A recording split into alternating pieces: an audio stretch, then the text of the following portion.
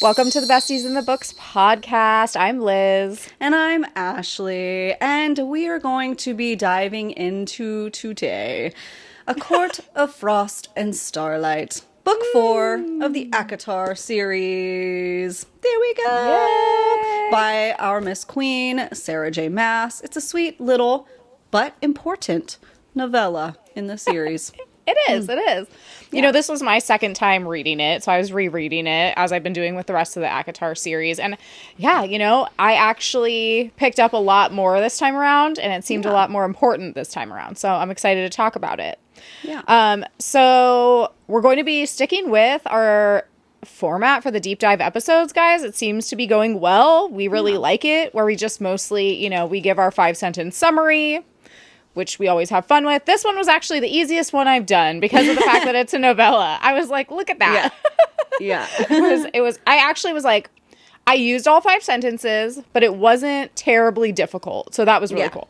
But yeah, we'll be talking about favorite tropes. You know, if there's a trope we didn't like, we'll be talking about our favorite character, least favorite character, you know, some reviews, all that kind of good stuff. So if that sounds good to you, stick around. As per usual, the first 15 minutes or so will be spoiler free before we get into it. But if you're here, you've probably already read it because we're like in the middle of the series at this point. Yeah. But either way, we will give you the warning if you don't want any spoilers, but you still want to hear, you know, maybe how we would rate and review it. Yeah. And of course, we'll do our fave and fails. You know, some people tune in for that part and then have to save us to a playlist and come back later and finish it when you finish the book. We get it.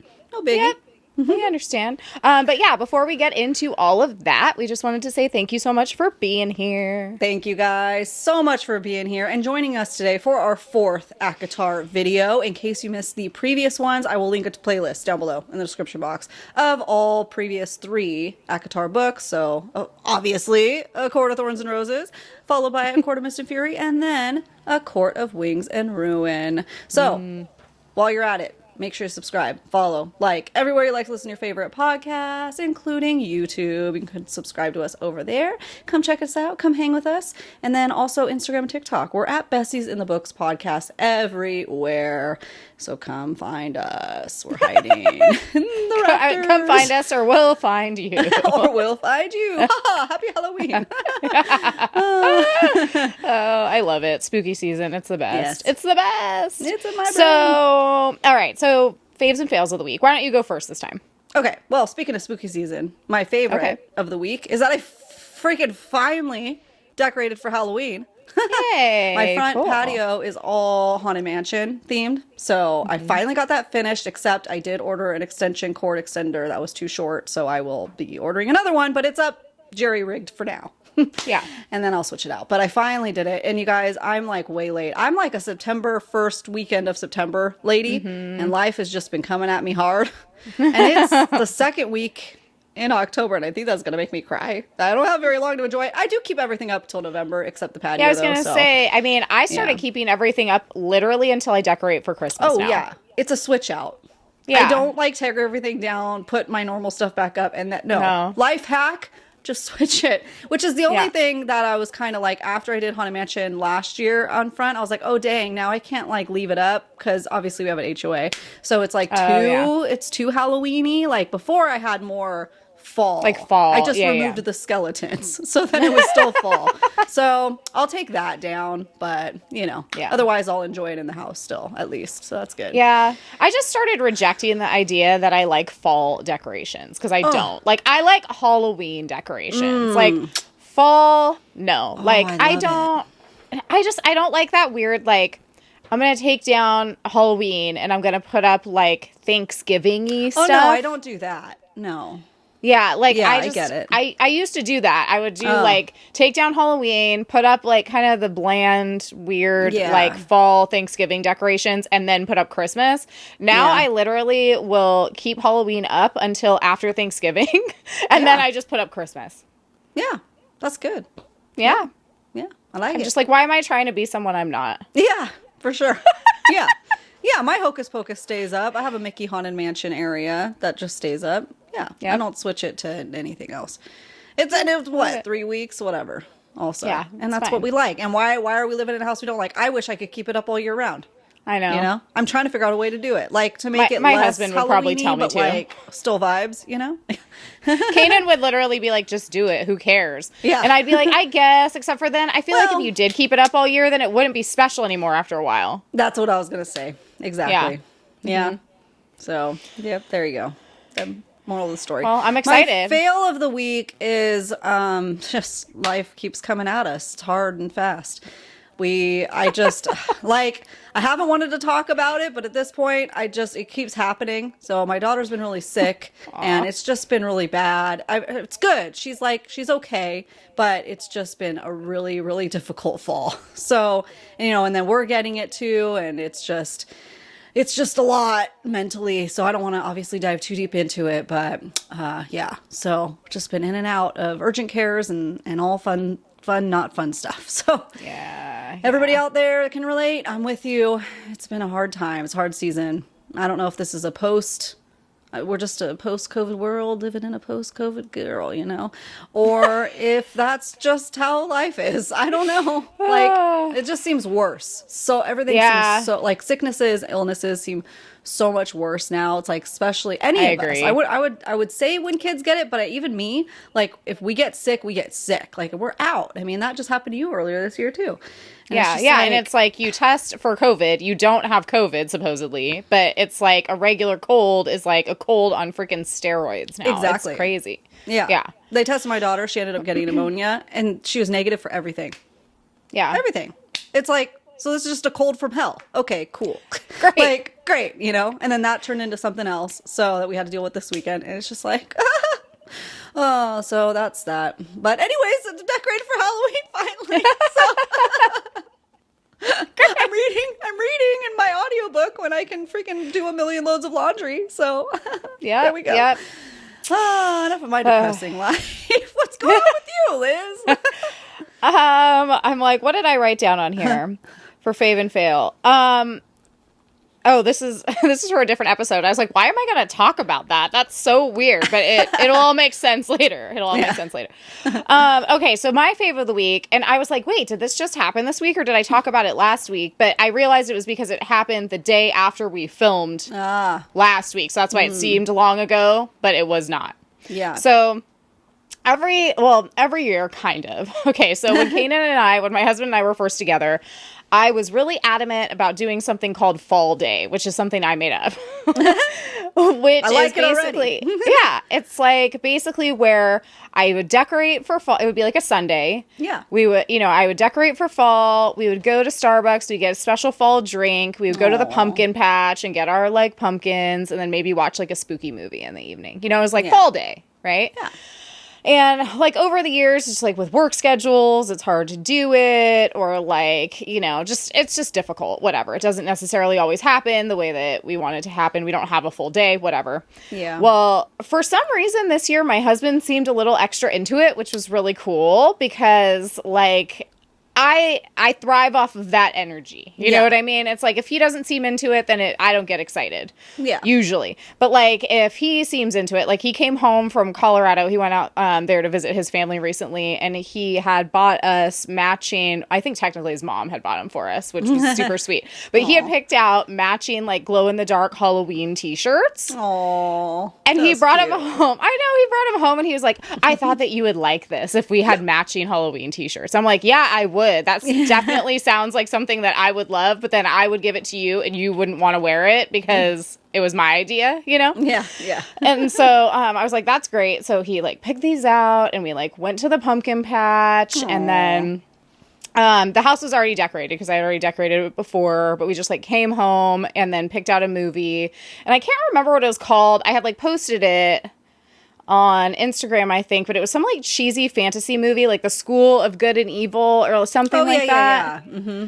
I had never heard of it before. Kanan was like, why don't we watch this? Yeah. Yeah.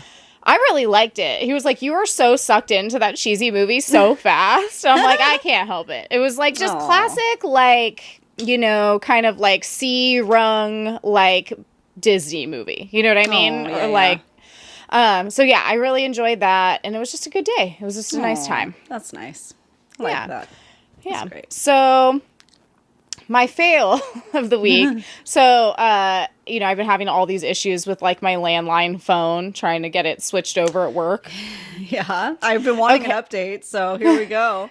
Well, okay, so the update is that I get a random text. So the last we left this off, I wasn't able to transfer my phone number from from Optimum to Verizon because according to Optimum, I don't have a phone number. However, my phone number still works. You guys could Google my business and call it right now and it would work. But yeah, so it's like this whole thing. Well, then I get a text message. That's where we had left it off. So then I get a text message from Optimum that's like, hey, we'll see you for your appointment next week, but it doesn't have like a time or anything. It's just like a really weirdly ambiguous text message. And I'm like, what does this mean? Yeah. I'm like, that's so weird. I was like, well, maybe this is a good sign. Maybe it means that they're porting out my phone number to Verizon. And so that's why it's technically an appointment, but it doesn't have a time. Do you know what I mean? Yeah. Because you don't need to be there. Like a ticket. A changeover ticket or something. Yeah. Right. So I'm like, okay, whatever. So I'm like, I'll just, call them to confirm that that's what this is. So I call them. I end up talking to someone who, again, tells me that there's no way that that's what that could be because I don't have a phone number associated with my account. I'm like, here we go again. I'm like, okay, well, I do. It's right here. Like, literally, it's right here. But okay. And so they also texted you on that phone number. Oh, no, they texted No, they texted me on my personal line. Yeah. Because well, it's connected with the account. Yeah, totally. Right? I mean, and the thing is, when you call them, they have you enter the phone number that's associated with your account. They say, please enter the phone number associated with your account. So I do that, and then that's how I get the person on the phone. I'm like, what does this mean? This is so weird. Yeah, it's crazy. And so she tells me I have no phone number on the account. I'm like, okay, well then why did you guys text me? Like, what's this? Just tell me that then. What is this appointment for? Yeah. She's like, oh, I don't have access to that information. I'm like, of course you don't. So then she's like, I'm gonna transfer you to this other lady. Okay, I kid you not, out of this whole entire saga, this lady that I talked to, she was the only one I've talked to who was nice and helpful and knew what she was doing. Wow. And she was so funny. She goes, well, I see your phone number right here. It's like literally right here. And I was like, yeah, me too. And she's like, yeah, this looks like it's a port request to port out your phone number to Verizon. Yeah. And I'm like, yeah, okay, why have I had to talk to like 1,000 people and no one has been able to see this? She's like, I don't know, but that's what makes sense to me. That looks like what's happening. And I'm like, okay, great, that's good. But then this is, so she's really fun. She was like a funny, like, it seems like you're talking to a normal person. Normal person, you know what I mean? Exactly. Yeah. Yeah, for sure. And so we're kind of joking around, whatever. She's like, well, can I ask, like, why you're leaving to go to Verizon? And I was like... Because of this. Well, I told her, I was like, honestly, like, there's just too many reasons to name. And I'm, like, perfectly calm at this point because she's actually nice, and so I'm not, like, worked up. I was like, there's just too many reasons. And she was like, well, is cost part of it? And I was like, well, Verizon is cheaper. I'm like, but honestly, no, that's not it. She's like, well, because I think my bill is like $130-ish a month or whatever.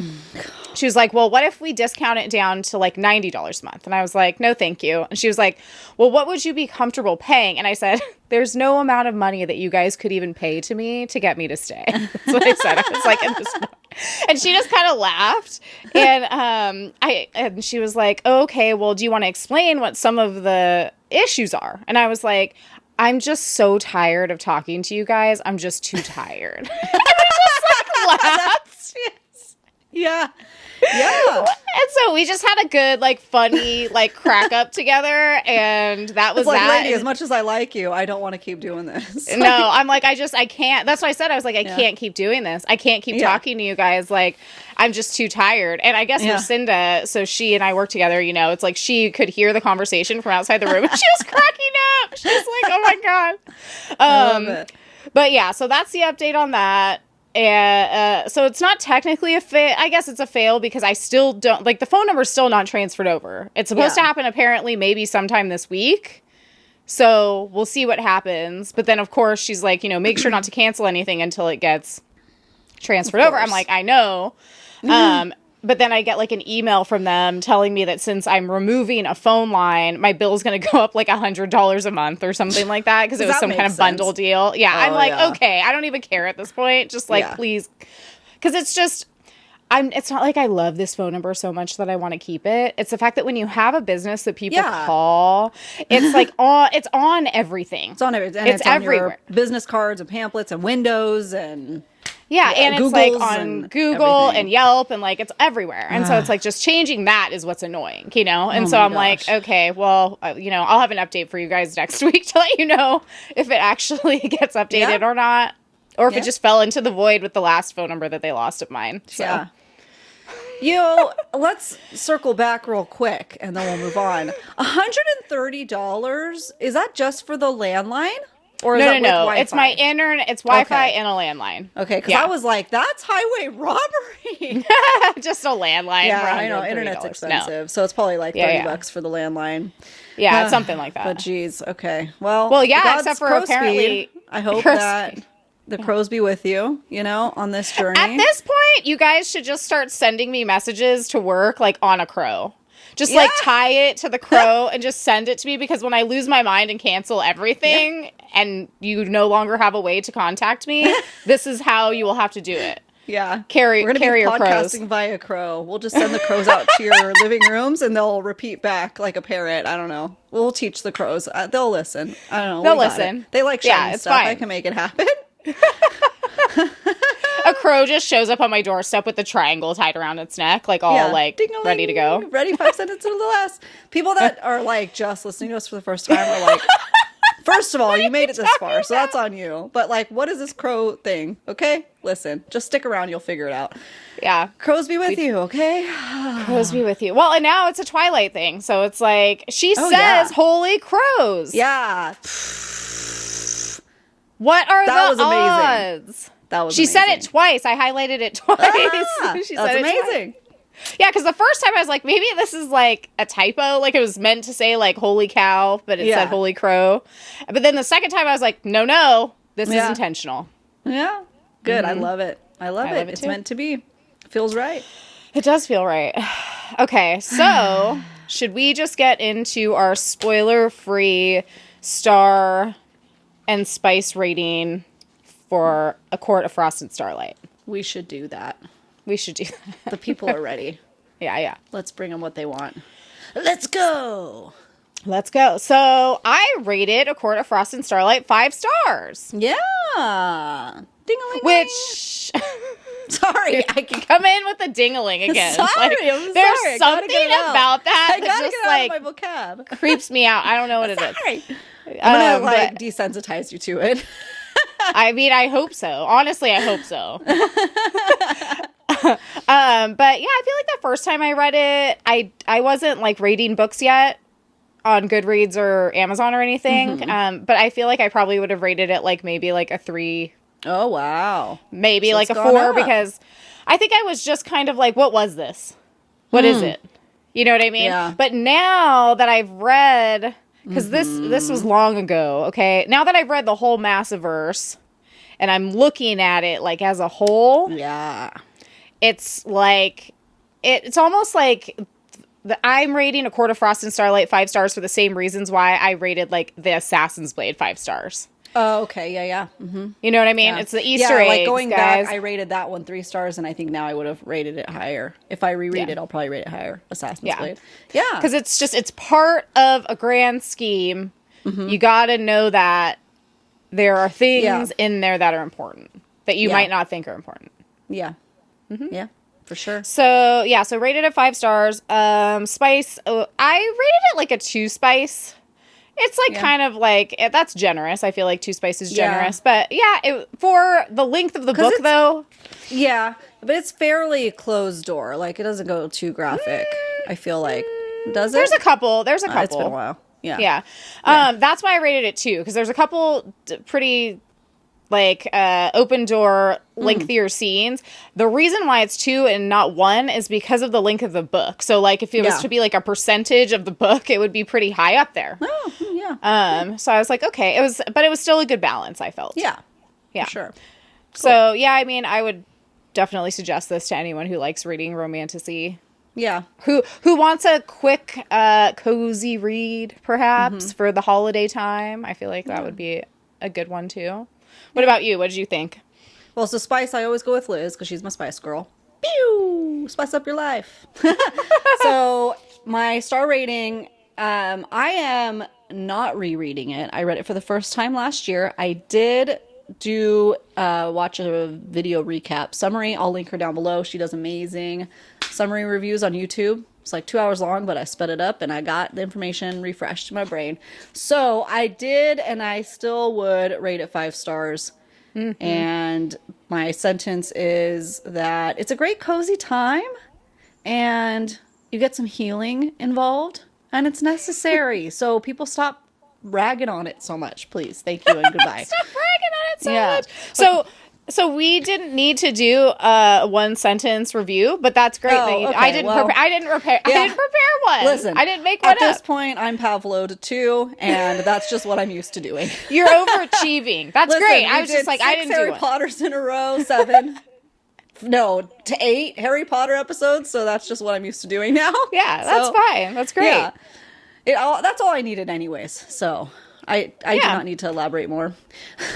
That was just my choice. No, I feel like that's good. And I feel like, I mean, especially when we get into the reviews at the end, of the reasons why people don't like it, it's like, give it, if you're into this world, there's purpose behind it. So give it a chance. Let me ask you that, because I think it's important for anybody who is wondering if they should read it.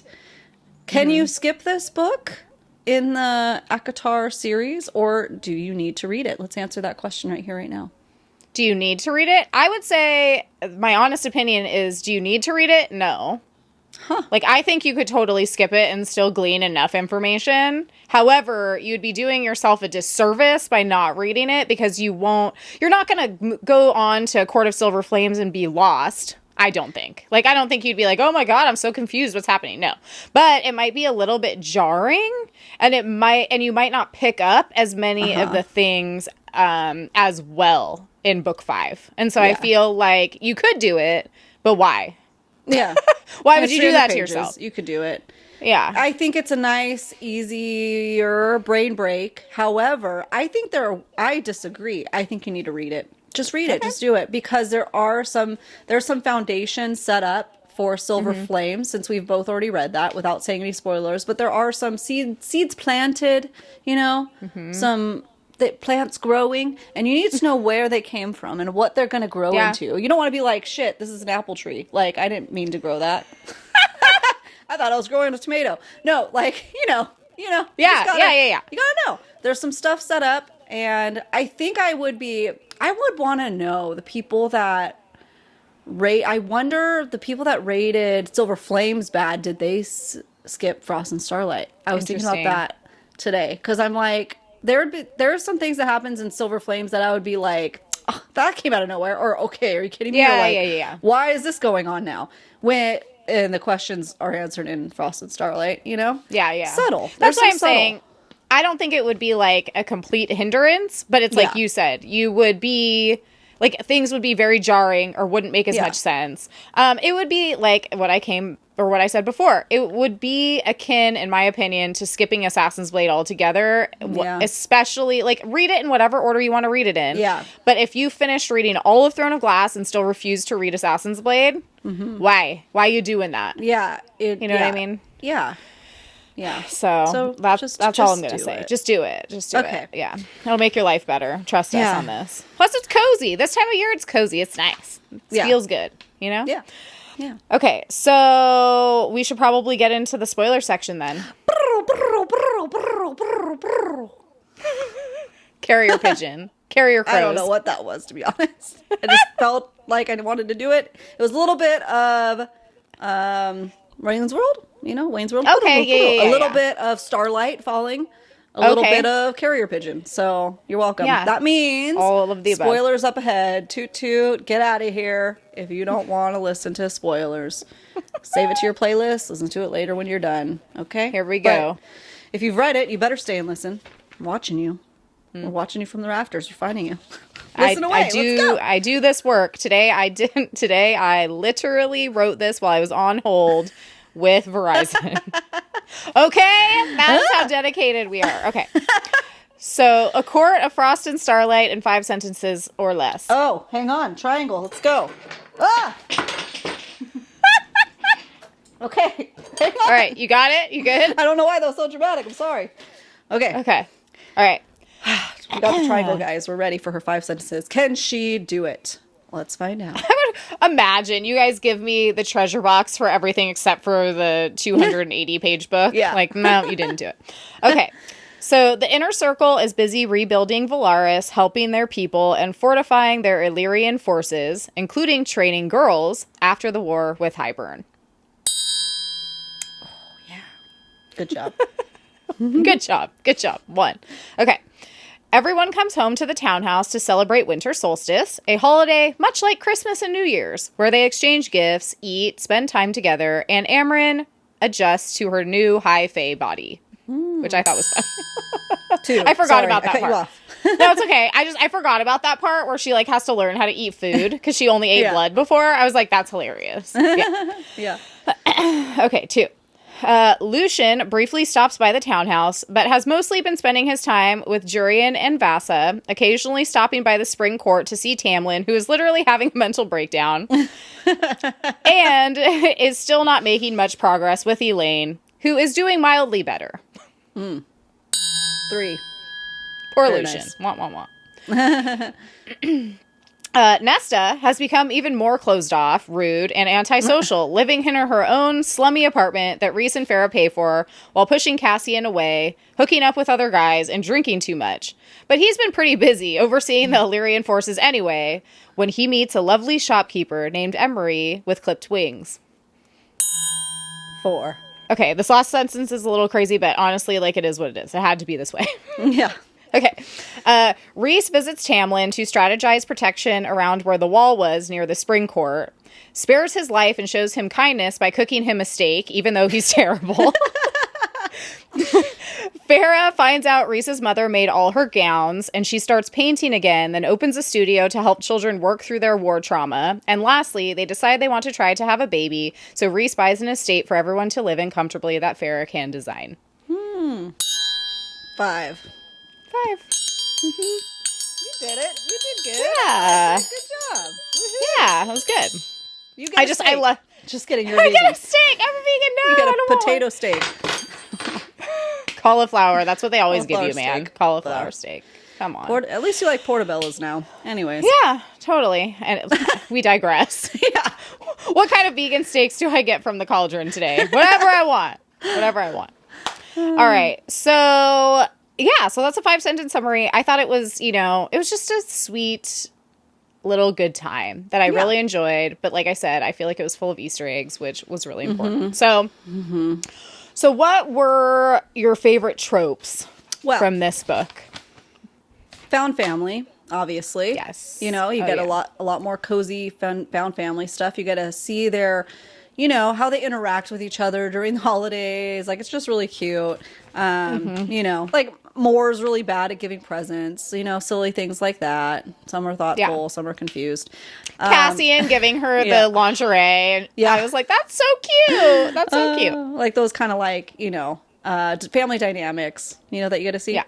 Trauma healing, I think, is a thing that is oftentimes overlooked with this book. Like, it was a big bridge between this horrendous, crazy, brutal war where she saw her mate die and other horrific things. It's needed, It's a nice healing trauma type of... Even though it's not fully healed, you get to see some of that growth. It's the process. And not just Farrah, but also Elaine and Nesta as well. Yeah. To see how they're coping with being in this fae body, which, listen, I'd handle it a little better, but, that's just me.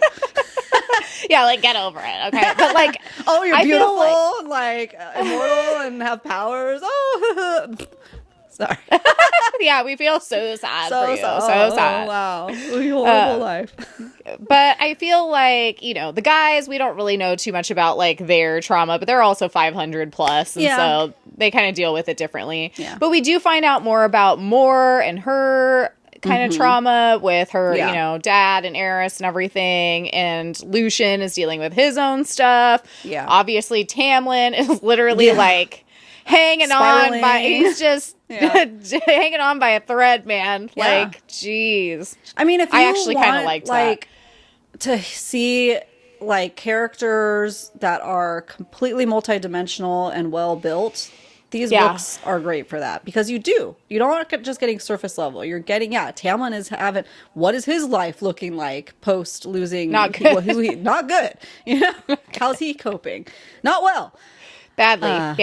I feel like that's exactly what I thought. I thought this book exists, like, in my opinion, almost solely for the purpose of, like, showing character development. As you said, it's like what happened after the war, and it's like we can't just move into, I mean, you could, but it's like you can't just move into another story and, like, pretend like everyone's just, like, hunky-dory and fine. You know what I mean? It's like that doesn't work like that. Yeah, that wouldn't be believable. You need to see where Feyre and Rhysand are coming from for the next book, like how they're get to where they go. You need to see Nesta and what's going on with her, as how she's coping with her Fae body. Also Elaine, not well. I mean, we don't really see too much yet, but, like, you know, and then everybody. It's so necessary. It's a bridge. It is, and it's a needed. You need to walk over that bridge. You just need to do it. Everybody agree with us. Just do it. And then my last trope that I loved was just cozy vibes. You know, cozy vibes. I love Christmas time, so it feels like that, and I love it. Yeah, I agree. What were your favorite 3 tropes?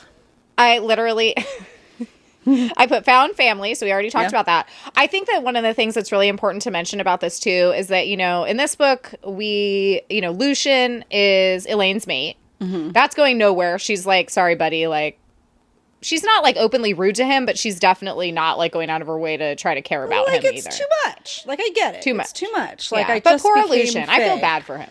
Yeah, I feel bad for him. I love Lucian, so I want it to work out, but I also, like, I can sympathize with, well, kind of. I can mostly sympathize with her in that she has to adjust and she's not ready to, like, have a mate. Like, calm down. Yeah. You know? But I think what I picked up on more so this time around was her relationship with Azriel developing. Oh, yeah. And it's like, I'm kind of curious to see, because it's very platonic, but there's something there. And so I'm like, I wonder if that's going somewhere, or if it's going to be more of, like, a big brother relationship. Yeah. Like, you know, where he's just very protective of Elaine. For more of that kind of reason. You know, there's a lot of theories out there, but, like, I liked seeing that. Well, I thought that was really good. I think that it would be, like, frustrating if you're like, well, hang on, I need to take, like, a sampling of these, you know, new options on my menu before freaking having to commit the rest of my life to the same meal. Well, yeah, I only had crappy Grayson before, and now I have all these options. Yeah. Like, just like a mind. Like, you got to reset what if she's not attracted your mind. To him, you know? Yeah. And she likes Azriel or someone else, you know? Redheads aren't her thing, maybe. Yeah. They're not for everybody, you know? Yeah. It's like I feel like I would love for, Elaine and Lucian to work out, but I guess we'll have to just see what happens. So that was one, found family for sure. Enemies to lovers, because of this crazy, weird relationship that Nesta and Cassian have at this point, where they just don't speak, and then they have these outbursts of kind of acting like they hate each other. Yeah. Which is obviously going somewhere. So I really enjoyed that. And then my third trope literally just says holidays, question mark. Yeah. I'm like, is that, like, literally, is that a trope? I don't know, but I put it in there. So it's like the same as what you said. Yeah, exactly. Yeah. So that's what I put. Did you have any tropes that you didn't like? Yeah, I couldn't think of any. Yeah. What about you? That's fair. Okay, so this is what I put. I put normally pregnancy, but I liked it. That's what I said. I feel like in other circumstances was kind of ick me out, where she's like, here's your solstice present. I want you to knock me up. You know what I mean? I'd be like, I don't want to read about that. But it was so cute. I was like, you guys are adorable. I very much waffled on the pregnancy trope in this. Yeah, because slow down.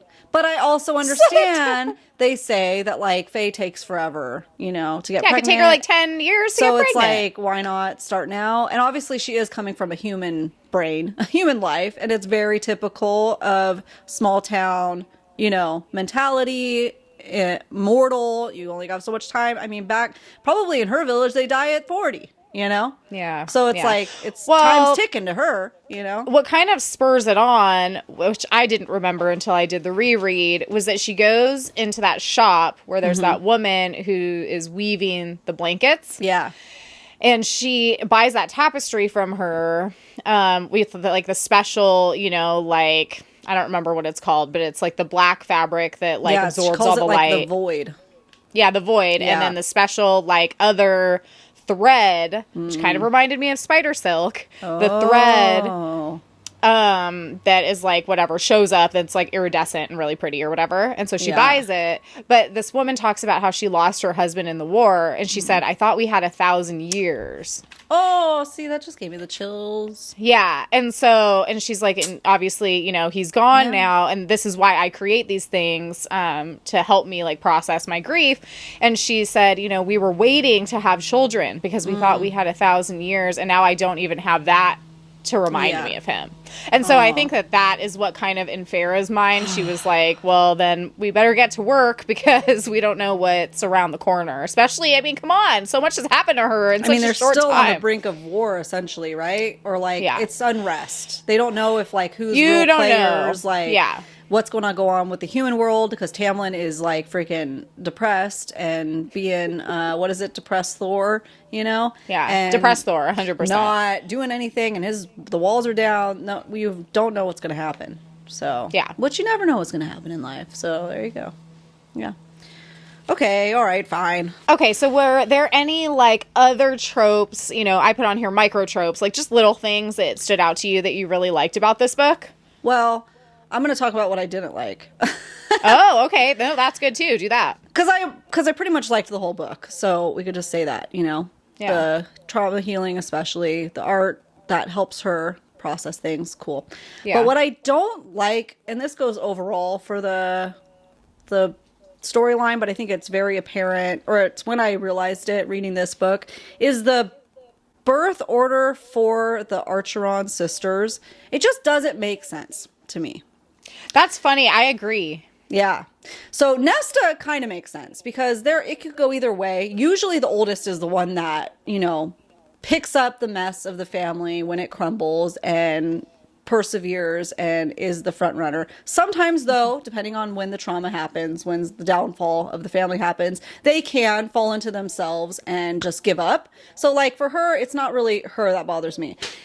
Feyre should be the middle child, the middle sister, because I agree. That's who usually, you know, and I'm generalizing here, but what we typically see is they're the, you know, the unsung hero, the middle one that does the work without having any kind of like gratitude or acknowledgement and carries the family on. And because that's what Feyre did. However, she's the youngest, which doesn't make any sense to me because she didn't know anything. Like she had to figure everything out herself. And Elaine gives very much young sister vibes. Oh, 100%. And everybody gives her a rite of like gives her, what's it called? Like a free pass? Free pass. There you go. Gives her a free pass. And that's how you would treat a younger sister. Like, oh, you know, she was so young when it happened. Like, nobody taught her anything. But yet, Feyre. So that, it's a little thing, but it's always bothered me. Yeah, I agree. I feel like, you know, before, like the first time I read it, I think I may have even thought that was the birth order. Yeah. Until I looked further into it. Exactly. You know what I mean? Yeah, I just and then assumed. You're like, wait. Yeah. Yeah. Yeah. So the microtrope, or whatever you want to call it, that I actually really liked, so I put one that I liked, was Easter eggs. So I don't know if that's a trope or what it is, but it's like literally, I love it. Yeah. I love, love, love it. It's one of my favorite things. Like, I put foreshadowing galore. Yeah, that's why I don't think you should skip it.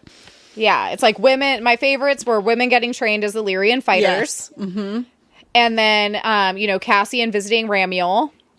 Yep. I was like, those were two really important things in this book that I got really excited about. You know, I was like, ooh, that's fun. So yeah, I put Easter eggs. Like, this book is full of them. It's really fun to just like, you know, to reread it too, with having all the knowledge. You know, I think that's super fun. Yeah. So obviously this book is pretty popular in the grand scheme of things.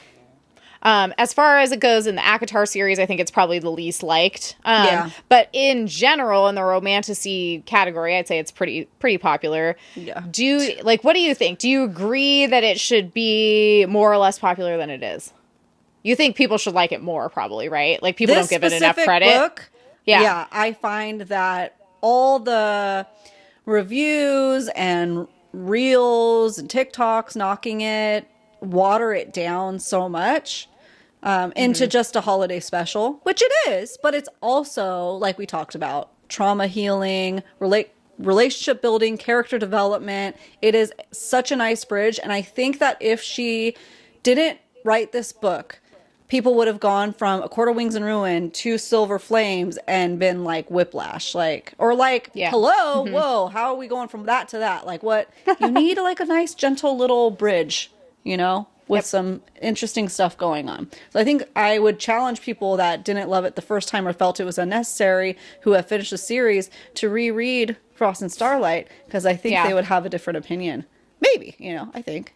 Yeah, I completely agree. I'm one of those people. I thought it was like a little bit pointless the first time I read it. I mean, I read it and it was fine, but I wasn't like changed by it, But yeah, this time I was like, no, it's great. 5 stars.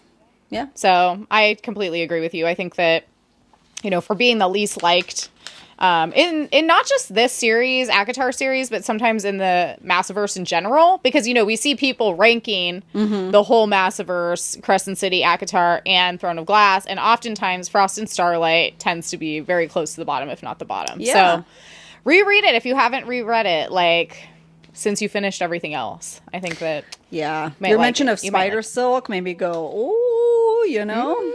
You never know. You never know. Those who know. Those who don't know, they'll figure it out. Keep reading. Yeah, keep reading. Figure it out and report back. So, okay, so what was your least and most favorite parts?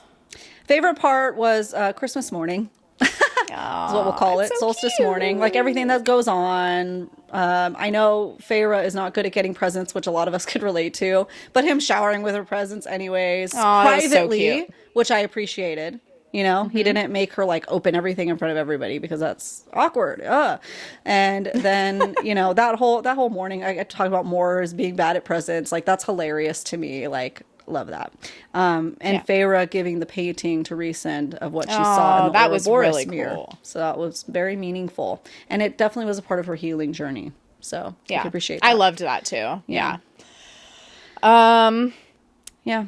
Wait, did you have a least favorite part? Least favorite, heart-wrenching, my heart was broken, was when Nesta was hating on Cassian and his present, and he had to throw it into the river. He didn't have to, but it was so sad. I felt so bad for him. I just imagine this big giant man with a little tiny music. He gave her a AirPod shuffle. What are those things called back in the day? Yeah, I don't remember. And it's special. She loves music and ballet and all this is perfect. And then he chucks it into the river. Yeah. What a bee. That's so funny. That was my favorite part. That he chucked it into the river? No, not that he chucked it into the river, but just that interaction between Nesta and Cassian was my favorite part of the book for sure. Wow. Because the whole book we're wondering, are they going to talk? Are they going to speak? Is something going to go down? What's going to happen? And I love that it was very Love Actually. I love that he chased her out of the townhouse onto the street, and he was like, I'm going to walk you home. And she was like, go home. She was like, no, I'm going to walk you home. Go home. And they have this kind of not a fight necessarily, but kind of just something is really happening deeply for them. Yeah. And they can't figure out how to get there yet. And I just love that. You could tell he wants to move forward, and she's completely resisting. Yeah. But she knows it's there too, Yeah. So that was my favorite part for sure. Yeah. I think my least favorite part was honestly probably Rhys visiting Tamlin twice in the spring court. I didn't feel like he needed to go twice, for one thing. I was once would have been fine. And then I threw the steak thing in there because I was like, I get it. Rhys that was essentially him showing pity to him and helping him out. Kind of. Yeah, kind of. Yeah. But I was kind of did we really need that much? Of Tamlin just wallowing in his own despair and self-pity, and then Reese going to, like, negotiate with him. I don't know. I didn't feel like we could have seen a glimpse of that maybe through, like, Lucian's perspective, and that would have been fine with me. So that was my least favorite part, but it was also kind of funny at the same time.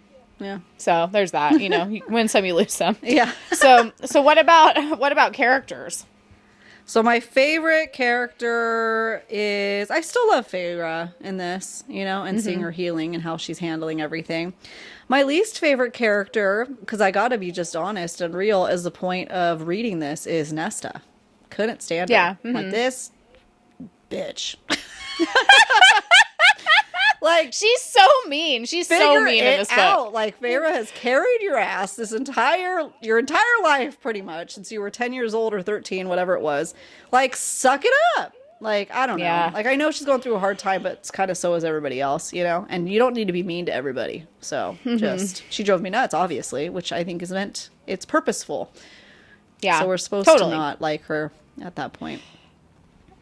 So, if I were just to isolate this book. Yeah. I think that my favorite character would probably be Amryn in this book. She's just funny to me. Yeah. Because she's, like, so, you know, like, grumpy, but then also, you know, is such she's like the mom of the group almost, you know? And so I really, really liked that aspect. I liked seeing her, you know, with her little boyfriend, what's his name, Varian or whatever. And, you know, her unpacking all of her jewels that everyone gives her, learning how to eat something other than blood. I like that she is the only one that Nesta confides in. Yeah. And then when Farrah asks her, like, hey, how's Nesta doing? She won't talk to me. She refuses to. She's like, I'm not going to betray her confidence and talk about her without her here. I was like, that's really cool. Yeah, for sure. So I really enjoyed Amryn's character in this book. I would say my least favorite character in this book is honestly Tamlin. Get over your freaking self. Yeah.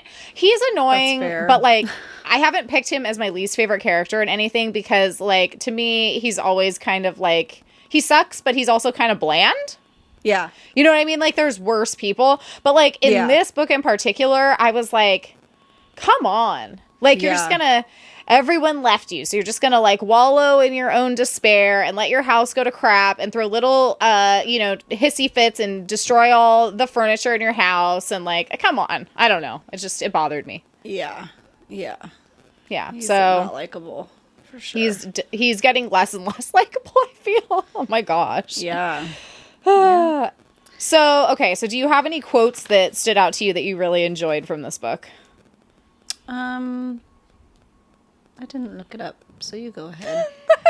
When do they say, like, to the stars that do something and look at us? That's at the end. Okay, here, I'll read it for you. I highlighted it. Okay, so the very end, like, literally, it's right before it's like, and happily ever after, you know. In this book? It's at the very end. Go. Yeah. He says, to the stars who listen, Farrah, I brushed a hand over his cheek to wipe away the last of his tears, his skin warm and soft, and we turned down the street that would lead us home, toward our future, and all that waited within it, to the dreams that are answered, Reese. That was the end. So cute. Was that your quote, too? I highlighted that because I liked it, but no, that was not my quote. So my quote was the one from not to be confused with Strigga, or whatever her name is, but the weaver from the blanket place. Oh. The other weaver. Yeah. So she says, I have to create, or... I'll just start over. Okay, so she says, I have to create or it was all for nothing. I have to create or I will crumple up with despair and never leave my bed. I have to create because I have no other way of voicing this. Her hand rested on her heart and my eyes burned. It is hard, the weaver said, her stare never leaving mine. And it hurts, but if I were to stop, if I were to let this loom or the spindle go silent, she broke my gaze at last to look to her tapestry, then there would be no hope shining in the void. Wow, that's so relatable, honestly. So relatable. Yeah. So that was my favorite quote from the book, for sure. That's great. Good job. So, we have to talk about it. How was the spice? We kind of already briefly, discussed it in the beginning, but, for me, I felt like it was balanced really well for, the length of this book and, the content of this book. I honestly feel like there could almost have been a little bit more, because since it is solstice and they're on vacation, it's yeah, maybe you'd have a little more time to do stuff. Whatever. But like, I feel like it was totally fine. Like, I wasn't sitting there like, oh my God, this is like crazy, or, you know, the opposite or whatever. So I liked it. Yeah, something that I didn't pick up on the first one, and when I was listening to the summary, I was like, oh, I like that even more. I love how anything, like, stuff that we love can become like such memes and reels and everybody jokes about, like, especially them doing it in the sky, you know? So like that happens in this book. That's so funny. But I didn't realize that it's something that he had planned for like however long. Like, this is something that he wanted to take off his bucket list, and he figured out how to cloak it and like do, like, I just think that kind of thought, it's so thoughtful. Like, where's a special place to do it with my high lady? Oh, how about going high? You know, and like mapped it all out and planned it. It's just, you know, how cute. So I appreciate that spice. And it was also like the spice is more comical in this one. So I enjoyed that. I thought it was funny. I mean, it was comical, but then actually, now that you're bringing this up, I'm remembering something. This was the first time that Reese and Farah, so they're like doing it regular, but then she, and I'm like, this sounds so crazy. They also are communicating through their bond, you know, telepathically or however you want to like describe it. Yeah. So she asks him, can we have sex through here too? Oh, and he's he's like, hold my beer. And so basically they're like having sex physically, but then also through their minds. Yeah. You know, but like magically, I don't know. I don't really understand how that works exactly, but this is the first time that happens. And that was unique to this book. So good for them. Yeah. Good for them. Good for them. Tell me you wouldn't do that if you didn't have or if you had the whatever. If you could do it, you'd do it. Why not? Literally. Yeah. Literally, why not? Good for them. If you could do it in the sky, you'd do it. Yeah, exactly. Do it in the sky. Do it in your brain. Do it like everywhere you can. Whatever. Yeah. Fae life, man. Fae life. Fae life. So, are you excited to read A Court of Silver Flames? Or I guess you're not reading it. Are you excited for me to read A Court of Silver? I'm excited for you. I would be excited to read it if I had the time, because it's it's all good. I'd be reading all these if I could again. So next year, maybe. I never get crazy about like buddy reads. Like, I'm like, the Fable's up. Read whenever you feel like reading. Literally, Rescinda, because she will borrow the books from me as she's like reading them or whatever. I brought her A Court of Silver Flame. She's like, oh, good, I'll start this tonight. And I was like, don't you start it without me. I was like, absolutely not. I'm like, do not start it without me. This is one of my favorite books of all time. No. But also keep up. Like, don't fall behind, because I'm going to harass you about it. I'm so excited to read it, reread it. Literally, this book changed my life the first time that I read it. So far, I've been loving all the other books more than the first time I read them. So, you know, it's a lot of pressure to put on A Court of Silver Flames, but honestly, like, everything else has lived up to my expectation and then some. So I can't imagine that this one wouldn't do that as well. There's so much information in that book too, in like a good way, not an info dumpy way. Just like, it's so good. Yeah. You guys, it's so good. Keep reading. Just do it. Keep reading. So I'm excited. I mean, A Court of Silver Flames is very polarizing. There are some people who really dislike it because it is, you know, a lot about Nesta. For me personally, I can relate a lot to Nesta, so it resonates with me. But yeah, so I'm excited to read it. Yay. I'm excited. Yeah. Yeah, I'm like, I think that's all I have to say about it, other than Rescinda better not be reading this without me. But I think I'm going to start it right after I finish New Moon, which I'm going to start tonight. Yeah. Ooh, Twilight. Yeah. Twilight. Exciting. So, okay, so do you have any reviews to share? I do. So I pulled just a couple off of Reddit again, because that was a fun time. I don't have stars, but I have hates and loves. So we'll do the haters out there. To the haters. From non-environmental ice, whatever that means. Yep, I hated ACOFAS. I feel like ACOWAR ended perfectly with a gift of all of it thing. I don't know what that means. The ending was so satisfying, but I read the first 3 chapters of ACOFAS before returning it. Hello? You doing? Whatever. I've read bits and pieces to understand what people are talking about and to make sure I'm ready for A Court of Silver Flames, but technically, I never read the full book. I remember getting so turned off by the mention of paperwork and favor cycle and random stuff that I felt it was unnecessary and unfamiliar to the trilogy. Disagree, but whatever. Yeah. And then the next review just said, so disappointing and just bland. Tough crowd. Tough crowd. But let's hear some good things. So from Amerdoc, it's such a wholesome book, and I frankly love it to pieces. The coziness of it all, the silliness, it's just so sweet. And then the next one is a now deleted account name. Yes, it's essential. It's fluffy and it's wholesome and all that. I don't know why people hate fluff so much, but it does have some important scenes. Yes. There you go. Indeed. Yeah. Okay, so I did Goodreads. It gets an average of 3.75 stars out of like 1.4 million ratings. Wow. Okay, this is one of the good reviews. This is from Luna on Goodreads. So I know this book is one of the least liked of the series, but I enjoyed it. I loved the multiple points of view, which I loved that too. I forgot to mention that. And getting to know the characters even more. After the emotional roller coaster of the other 3 books, this was a nice break. This is the fluff we all need after the pain SJM caused us. This novella brought me peace. That's all I can really write about. It wasn't amazing or on the same level of the others. However, it was cute and definitely needed. So I'd say that was a pretty good assessment. There you go. This one was cute too. So this was 5 stars from Andrea. I don't think I've ever smiled and squealed and fangirled as much as I did while reading this novella. This was one for the soul, but at the same time, I cannot wait for the new stories. That's what it's doing. It's setting you up for the new stories, you know? Getting you hyped. So then the 1 stars, Janae says, one star, save yourselves. Cindy says, 1 star, this book was pointless, but okay. See, I wonder how she feels after reading Silver Flames. I know. And then this one cracked me up. Okay, so Chai, 1 star. Raise your hand if you would rather read about more accepting herself entirely and unconditionally and growing comfortable in her sexuality. Nesta finding her way towards healing and self-love and getting her revenge on the queens. Elaine focusing on her personal growth and learning to heavily cope with being Fae and slowly getting used to her newfound abilities. Instead of yet another uninspired, drab, unnecessary smut scene between Farah and Rysand. Or Rysand. Okay. I know. It's like, but here's the thing.